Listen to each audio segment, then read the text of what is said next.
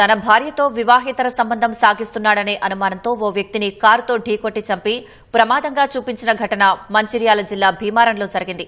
జైపూర్ మండలం రసూల్పల్లి గ్రామానికి చెందిన సాయికుమార్ భార్యతో మల్లేష్ కు వివాహేతర సంబంధం ఉందనే అనుమానంతో మామ సదయ్యతో కలిసి అతన్ని చంపినట్టు జైపూర్ ఏసీపీ వెంకటేశ్వర్లు వెల్లడించారు. హత్య చేసేందుకు 3 నెలలుగా ప్రయత్నిస్తూ ఓఎల్ఎక్స్ లో కారు కొని దాంతో ఢీకొట్టి చంపారని దర్యాప్తులో వెల్లడైంది.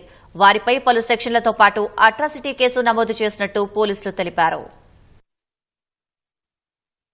పోలంపల్లిలో స్కూల్ డ్రైవర్గా పనిచేస్తాడు.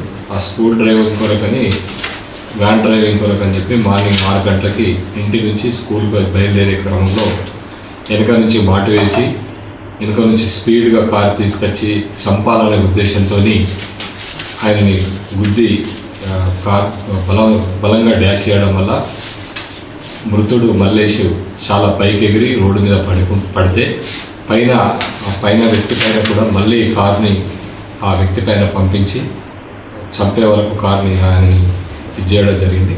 వీళ్ళ భార్యకి తర్వాత కొంతమంది ఊర్ల వ్యక్తులకు అక్రమ సంబంధాలు ఉన్నాయని చెప్పి ఆ మనసులో పెట్టుకుని అతివేగంగా కారు నడిపించుకుంటూ ఆయన గుద్ది చంపేయడం జరిగింది.